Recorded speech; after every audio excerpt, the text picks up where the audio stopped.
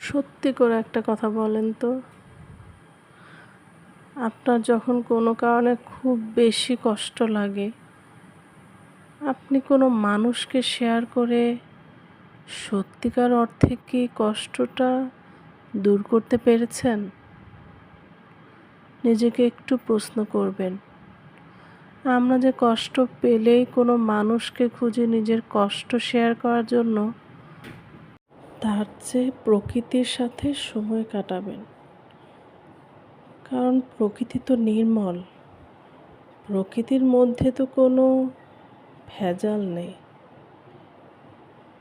আমি কিন্তু প্রকৃতির সাথে সময় কাটাতে খুব পছন্দ করি।